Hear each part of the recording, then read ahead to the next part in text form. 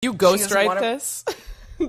I know. I feel like I just submitted a question to the podcast.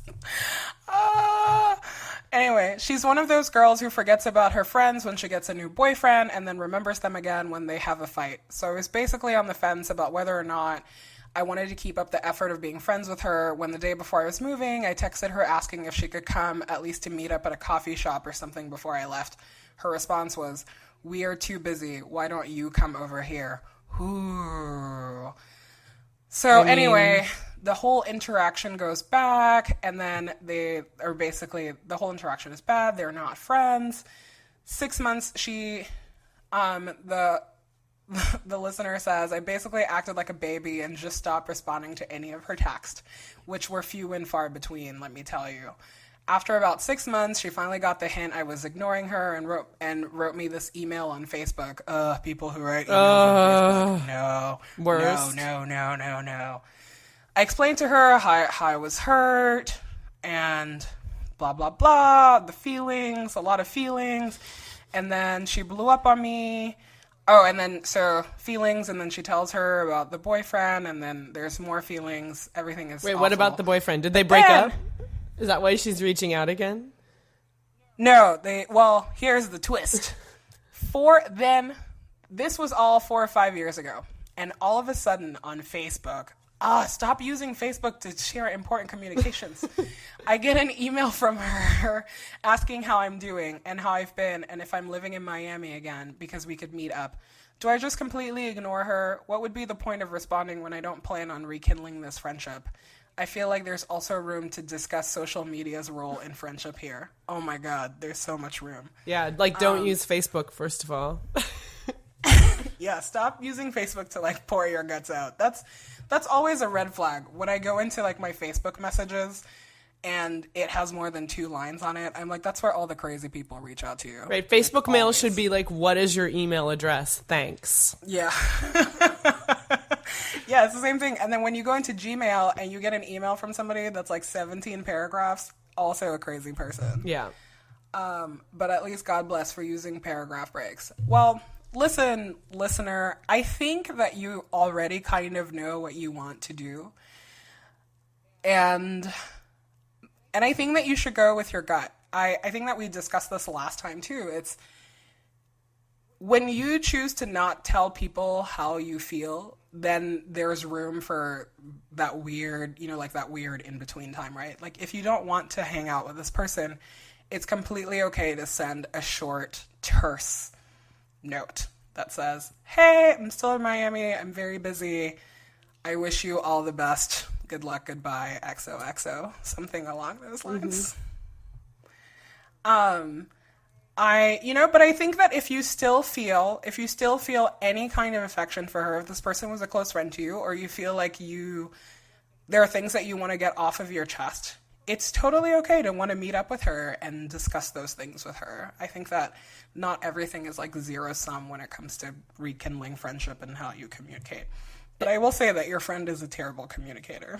Yeah, well, and some of it is about expectations as well. Like, after you've had a break in contact with someone, you can kind of, I don't know, it's not explicit, but like renegotiate the terms of your friendship. Like at this point, you're probably not going to be besties again. But, you might be like friendly acquaintances who, get together when you're in the same city and, do the occasional check-in email, kind of like how you just stopped replying to her occasional texts because you wanted to end the friendship. You can sort of say like, no, but maybe next time I'm in town, and then have the one brunch.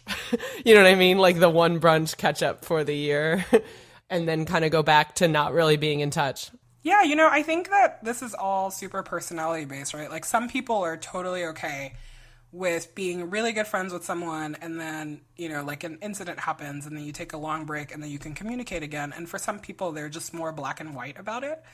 And I think that I tend to fall into that I don't know how to deal with after there has been weirdness. I'm a big, big baby about that. So I think that you kind of have to gauge like where you're at on that spectrum. Right.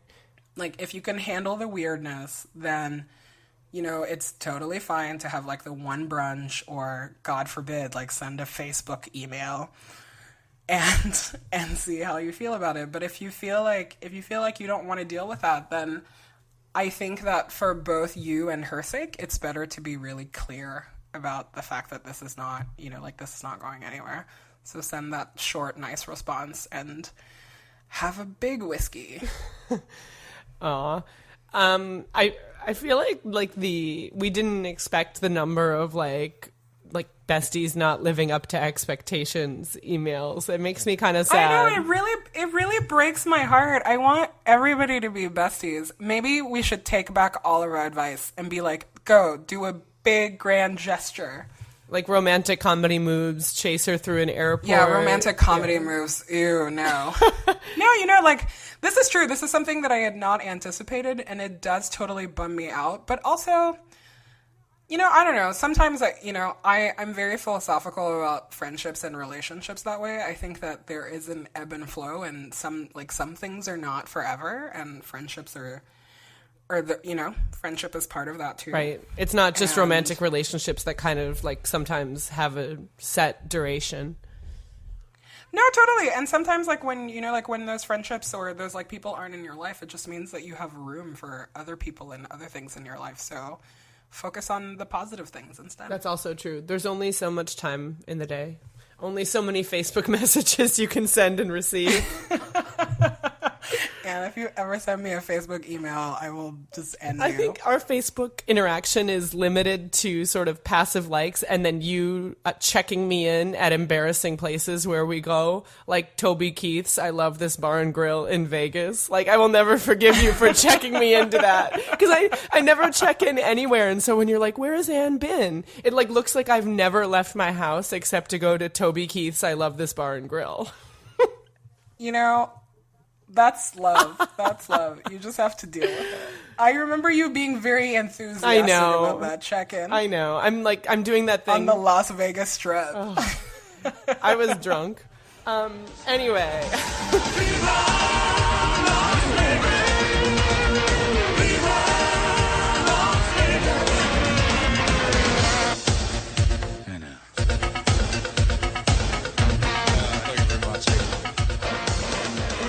Last question is so long. Are you going to read it? Okay, I'll read it. All right. Setup. My boyfriend and I have been together over 5 years. We live together in a house that we bought together. So adult. Woo. Share food costs and things like that. I'm already too hot. He makes more money than me. He has savings that are as big as my student debt. So really big. In addition, I like how she's like, his savings are huge. I know. Woo, girl.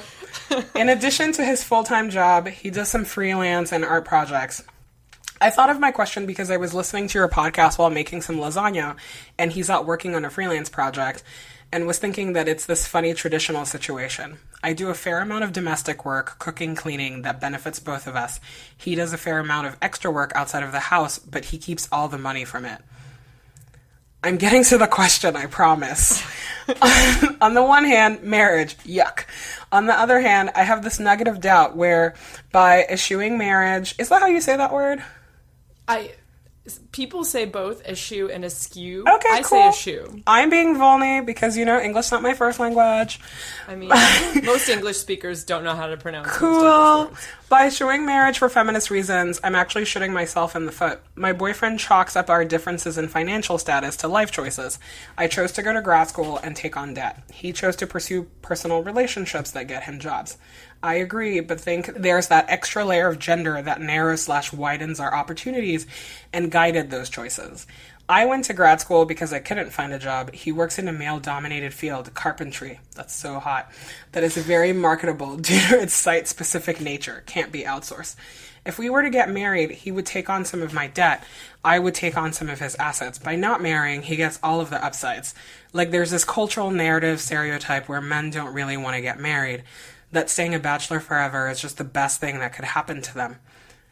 So I feel like I'm feeding into that. We're already living in a married couple way, but I don't have the protection or the legal status and the relationship equality of sharing debt/assets. And we don't even have kids. right? So my situation is specific to me, and I can't ask you if I should get married because you need more information about those specifics. So instead, can you talk about in a general way, like, what does it mean to protest this one patriarchal institution in a culture where the patriarchy is still so dominant? And statistically, women don't make as much as men, still take on larger domestic workloads, etc., etc. I mean, it's a lot to unpack. I think that this financial angle is really interesting, wherein, I mean, it is true that being married to someone means they share your debt. And, I mean, obviously there are a lot of ways to marry someone and come out on the losing end financially. Like, it's not a great way to do it. But there is a part of me that enjoys the motivation for marriage being like, I'm going to get mine financially because the world has screwed me in all of these subtle ways. And this is one way for me to take some of it back. I don't know. I mean, yeah, I don't know what to say.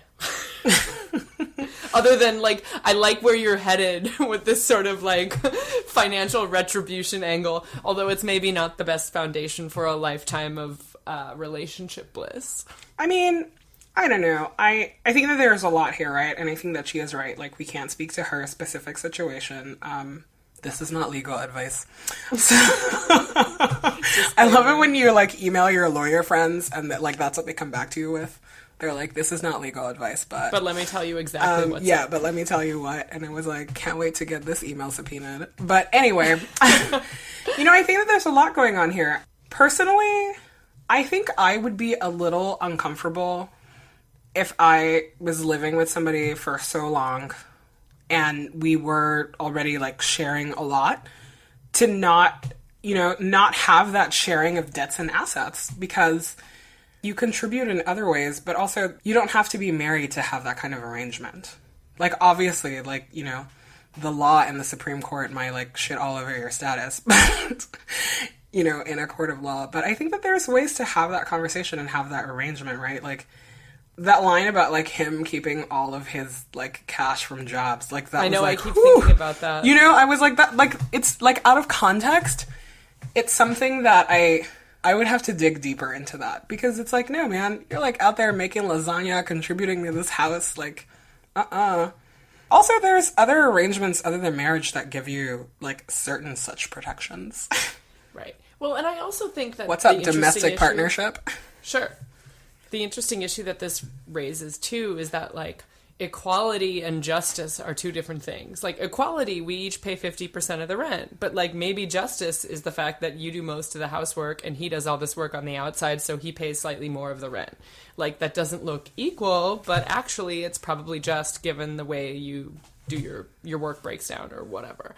I mean, also, like, I don't know, I think that there are ways for you to have this conversation that doesn't force it as a do we get married thing, kind of, you know, even aside from the or do we get domestic partnered or whatever, where if it's like you are feeling some frustration or inequality about the financial situation, like debt versus assets, and you think that, you know, you want someone who's a good partner to you to care about that and to, like, you know, help sort of right that imbalance, I think you have to find a way to discuss that in the context of the relationship, wherein maybe marriage is the answer, but the idea of, like, oh yeah, I'm gonna get married just to sort of, like, balance this out financially is probably, like, an end run around what should just be, like, a super difficult adult conversation about money in your relationship.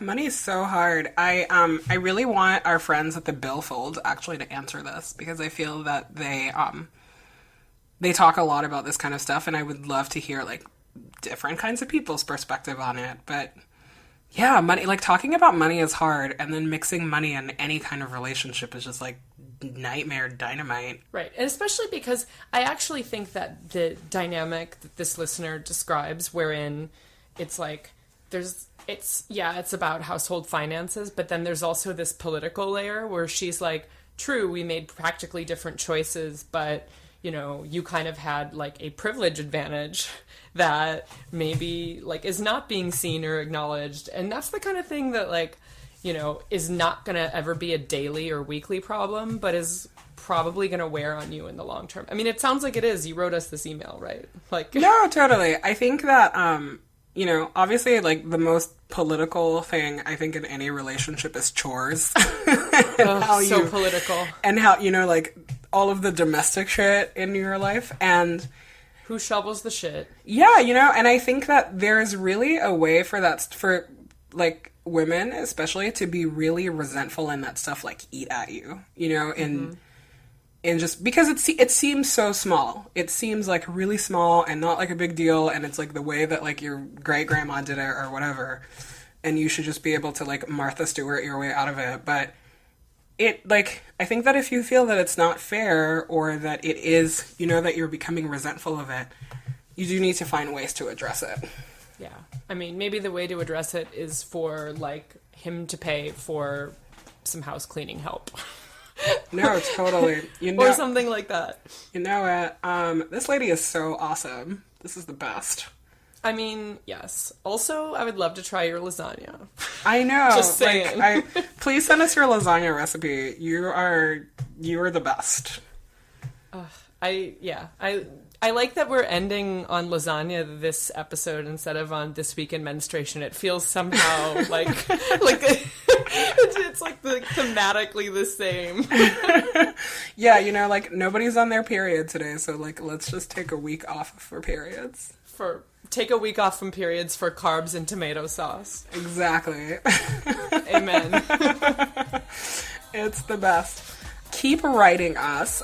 You can write us at callyrgf@gmail.com, or you can tweet at us at callyr.